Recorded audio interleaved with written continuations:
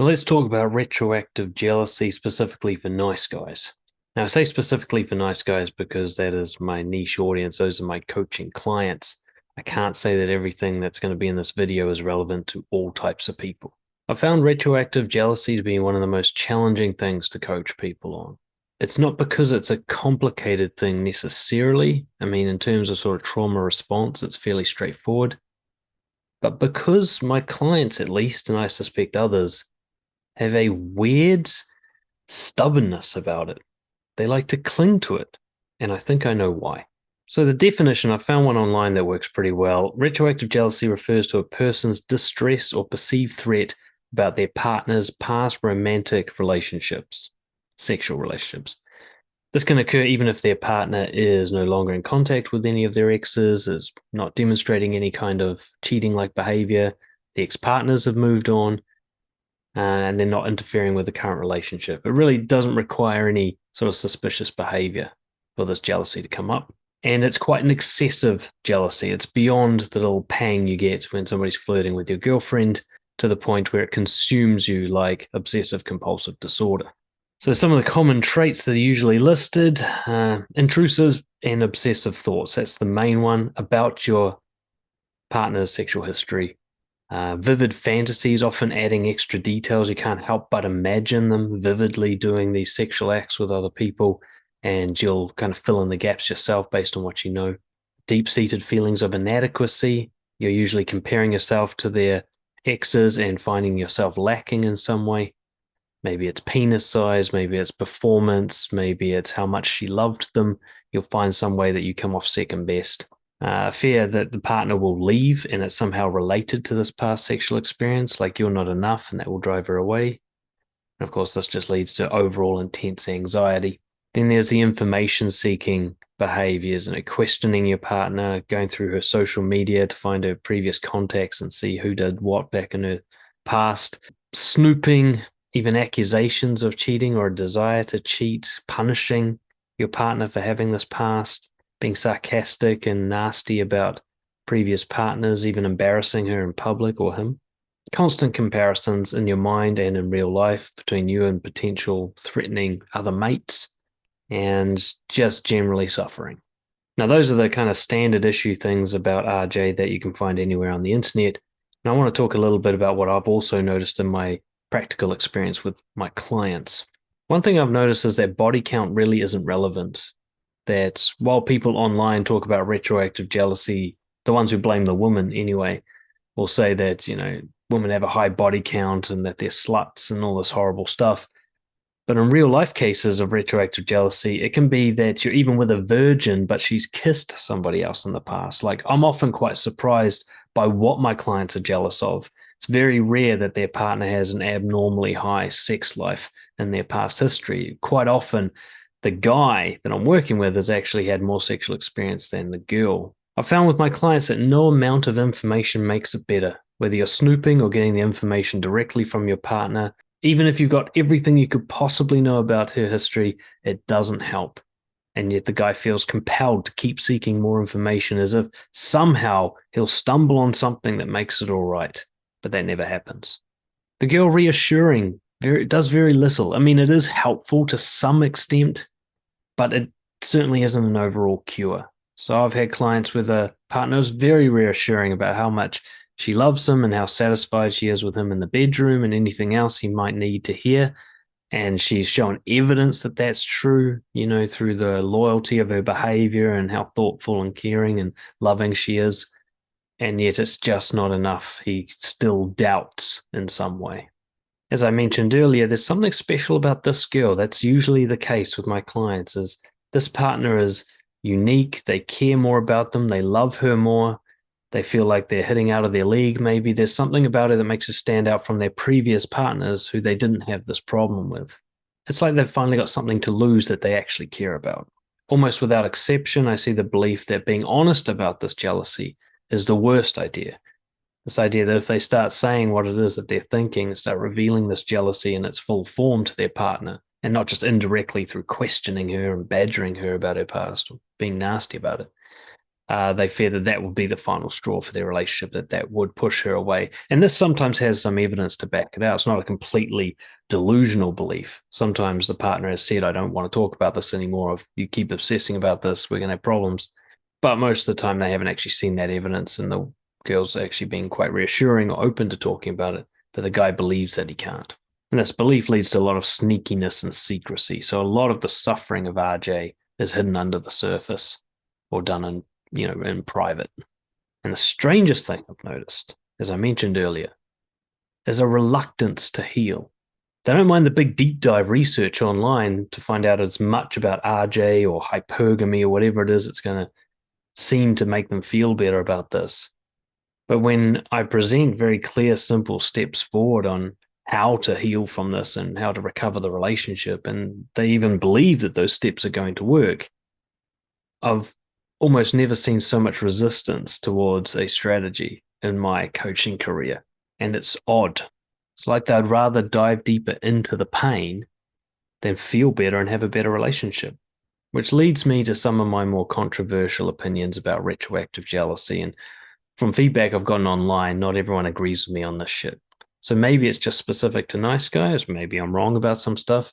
I absolutely believe that this is often coming from a fear of abandonment, that this fantasy about her being pleasured by other men is really just a manifestation of your fear that you are not enough for her. And the way you imagine the threat is thinking of the actual past times where other men have pleasured her, kind of extrapolating that into the future, like it's only a matter of time before one other guy does that. And this only comes up when somebody has a partner that they actually want to stay with, a partner who's actually good for them. If they're not that into the partner or they're a bad fit, whether the person knows it or not subconsciously, they don't seem to care this much about this stuff. They don't get as jealous. They only seem to get jealous about the partner that really is good for them, or at least they think she is. This is your avoidant attachment style using a very complicated strategy, kind of wedge between the two of you. The OCD about scenes that hurt you, disgust you, and yet you chew on them. They're like they're your favorite food, just ruminating on her, having all this pleasure from other men. I think that's your mind trying to make you despise her and resent her, to drive a wedge between the two of you and end the relationship. I think you're being tricked into sabotaging the relationship because you're afraid of intimacy. Because this relationship is going to get deep and vulnerable and intimate. And so your brain's going, fuck this, I'm bailing out. And it's doing it by poisoning the well.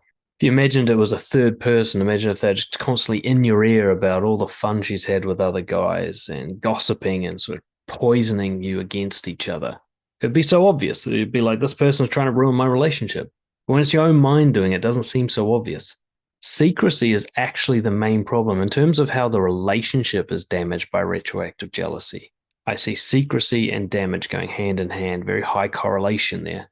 But when the person tries to be honest, if they do, they often do it quite poorly in a way that's almost worse than the secrecy. And so they believe, of course, that honesty is a dumb idea.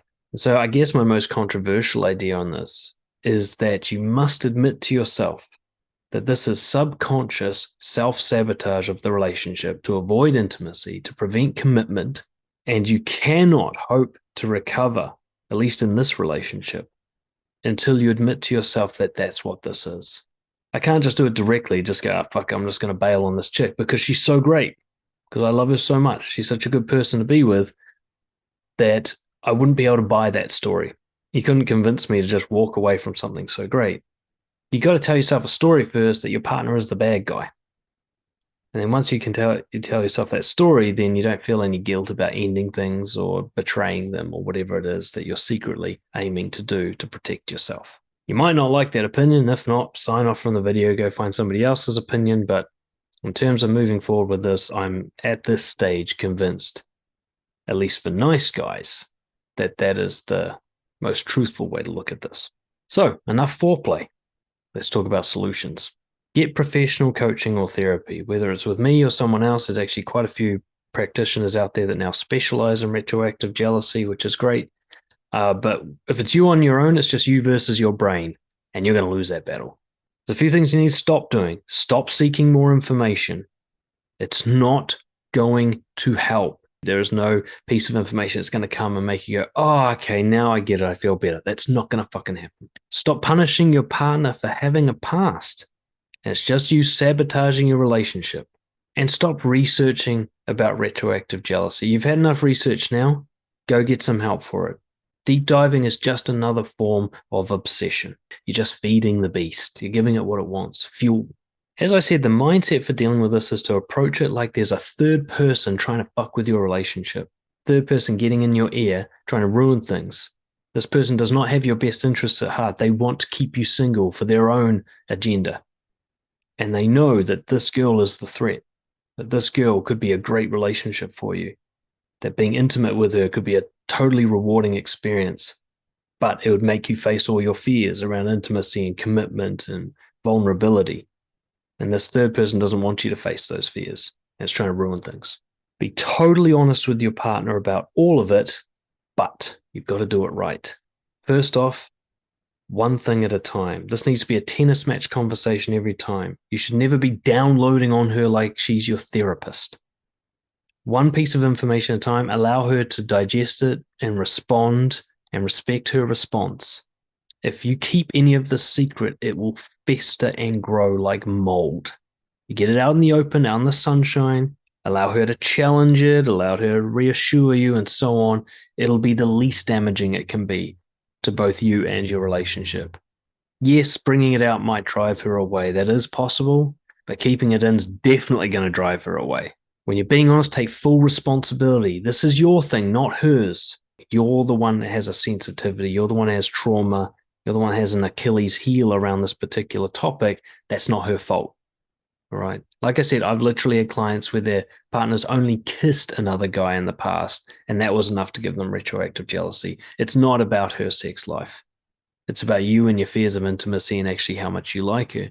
Make sure you frame it as I have this problem that I've brought to the relationship, or I'm suffering because of my own obsessive thing. This has nothing to do with you. It's not your fault. Keep taking that blame off her, and she'll be much more receptive to dealing with this as your partner. And if possible, try to frame it as a compliment to her. As I mentioned, most of you watching this, it's this particular girl it's happening with, and it doesn't happen or hasn't happened with other girls before. And it's because she's special. It's like when I used to get erectile dysfunction, it was only with the girls I was really attracted to, right? And I learned that this was a way to talk about it. I'd be like, look, I only do this with the girls I'm really into. So congratulations, It can be presented that way, and it will actually take some of the seriousness out of this for you. Because if you can make this almost fun, you'll actually find that if you can relieve some of the seriousness, you'll relieve some of the obsessive element to it as well. Try to explain the avoidant attachment thing to them. Let them know that you've got something that tries to stop you getting intimate with people because of past trauma, and it's designed to keep you safe because intimacy used to hurt you, and you want to overcome that with her because you're a fucking grown up now and you're not a little kid. She just needs to be patient. That's all you need from her, patience, and you will do your best to work through this. Let her understand that, you've got a thing. It's kind of like having depression or spina bifida or something. It's this thing that you come with, and if she can accept that about you, it's going to be a lot easier for you to make this less harmful. Ask them to treat you like a drug addict when it comes to information about her past. No more. If you ask for it or hint at it, she's not allowed to give it to you anymore. It's not really dishonesty if you already know that she has a past anyway. It's about protecting you from feeding your habit. Say, don't give me more to obsess about. If I ask you more about your past, say, you're doing it again. I'm not going to tell you, for your own good, and come to an agreement about that. And you've got to agree that you won't punish her for hiding information and accuse her of things. You've asked for this. Treat this overall like you're treating an avoidant attachment style problem. One of my favorite questions for dealing with this, very powerful question when you're dealing with the commitment and loyalty and suffocation of being intimate with someone, just ask yourself, do I want to see them one more time? So when you're getting the obsessive stuff come up, just say, well, what if I just see her one more time? Is that okay?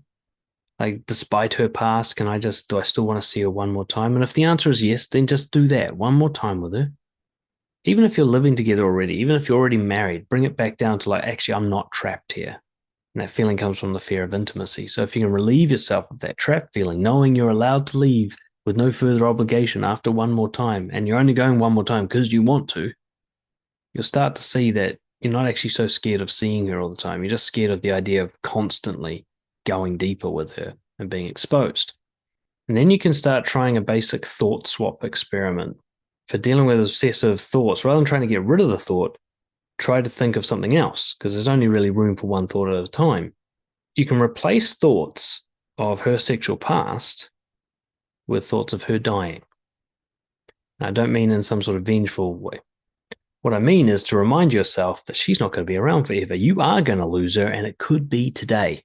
So next time you're obsessing about her past, imagine how might she die today? Hit by a car? Undiagnosed terminal cancer suddenly springs up? Brain aneurysm? Murder? You might have already had your last conversation with her. Tonight might be the last time that you spend together. And if you focus in on that, you'll see how much her past is actually relevant to you. Your past is only relevant if you think you've got a future with her. If you think that future is going to be very short, you'll realize that it's not so relevant to you, that you don't care about it so much. And the truth is, you don't know how short your future is with her. She actually could die today. Somebody's got to. Somebody's partner is dying today. Is it going to be yours? Maybe. How should you act if you know that it is? If you're not going to wake up tomorrow with her still alive, how should you act today, do you think? And try and act like that. Basically, rather than trying to stop the thoughts from happening, stop believing them so readily. I don't mean that the information about her past is not correct, but you treat it as evidence that there's a threat, and that's the bit you got to stop believing. Threat that she might leave you, she might cheat on you, that you're not good enough for her. Where's the evidence for that threat? Where's the evidence that she's about to leave me? Is there signs of cold shoulder? Has she stopped responding to my calls? Has she said, I don't think we're right for each other? Is there anything actually happening that you should be worried about? Or is she going to cheat on you? Is seeing signs of that? Is she taking secret phone calls? Is she lying about where she's been? Is there actually signs that she's betraying you? Or is it more like the opposite? She's been real loyal and reliable and loving, and you have a sex life and everything, and basically on paper your relationship's all good. Is that the case? And just keep reviewing that evidence over and over again. Obsess as much about the evidence as you do about the fantasies. Don't just wallow in the fantasy. Just, oh, I'm going to imagine her fucking a million guys all day. Just go, wait, where's the evidence that she doesn't love me? Where's the evidence she's going to leave? Where's the counter evidence? Where's the evidence she does love me? Where's the evidence that she does want me to stay? Where's the evidence that we do have sex together? And just like you're two lawyers in the courtroom, just constantly challenge. Never give up on that challenge. And the last one, which is a bit weird, it's what I call particle theory. We do know from science that the particles or molecules of your body are constantly dying and being replaced. Okay, everything from the molecules that make up your liver to your skin to your brain, all of them die and get replaced. I mean, that's the reason we keep putting food in our body, is to replace all the shit that's dissipated into heat or whatever. By now, every particle in her body, every molecule that was ever with another man has since been replaced. So she might remember having a history. There might even be documented evidence of her being with other men. But that her no longer exists physically in any way. Any part of their bodies that touched has been replaced. She's basically a brand new model. So this idea that there's some lingering trace of these other guys on her is bullshit. You could run her through every piece of equipment on the planet and you will find no evidence that she's ever touched another guy. Because in a sense, that's true. Her current body never has. I don't know if that helps or not. I just knew I had to say my little piece about it for my own ego. Of course, if you want my kind of help with this, the kind of ruthless, relentless, integrity style help for nice guys, get in touch, dan@brojo.org, and I'll see what I can do for you. Cheers.